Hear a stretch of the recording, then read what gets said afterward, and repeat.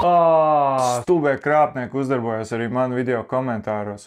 Es nesen nopublicēju video, kurā es runāju ar krāpnieku, kurš izlikās par Binance darbinieku. How many people have you scanned today? 80 million. Un pirmais komentārs dažas minūtes pēc video publicēšanas bija: ļoti labs video, bet man vajadzīga palīdzība. Pēc tam viņš uzrakstīja, ka viņš no sava OKX maka nevar izņemt kriptovalūtu un ierakstīja 12 slepenos vārdus, kas kalpo kā paroli. Pēc tam es lejupielādēju OKX lietotni, kas starp citu nav krāpnieku lietotne, tā ir reāla lietotne, un ievadīju šos 12 slepenos vārdus, un man parādījās konts, kurā ir virs 1,6 tūkstošiem eiro. Pēc tam tu šo naudu, protams, vēlies izņemt, ja tomēr ir 1,6 tūkstoši eiro, vai ne?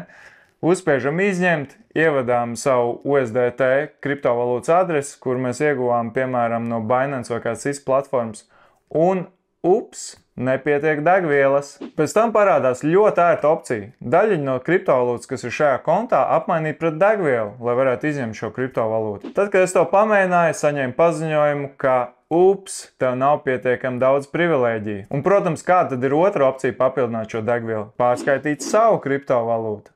Un šeit tad atklājās arī visa krāpšanas schēma. To sauc par multi-sig scam, jeb multi-signature scam, un tas nozīmē to, ka šim kontam piekļūt var daudz cilvēki, bet to pārvaldīt var tikai viens. Un kas tad ir šie cilvēki, kas var piekļūt šim kontam? Protams, tam var piekļūt jebkurš, kurš izlasīja šo komentāru, bet tam var piekļūt arī pats konta īpašnieks, bet viņam ir pietiekami daudz privilēģijas, lai izņemtu naudu no šī konta. Šajā gadījumā šim kontam var piekļūt arī bots, kurš automātiski pārskaita visu naudu, kur tiek ieskaitīta šajā kontā. Atvēr šo kontu pāris nedēļas vēlāk, un tur jau vairs palikuši tikai 661 USDT, kas nozīmē, ka krāpnieki šo naudu apgros starp saviem kontiem. Droši vien šādu krāpšanas kontu ir daudz. Es atvēru šī konta pārskatu, un daži cilvēki tur tiešām bija ieskaitījuši kriptovalūtu, bet summas bija pārāk mazas, lai šo krāpšanas schēmu varētu uztvert nopietni.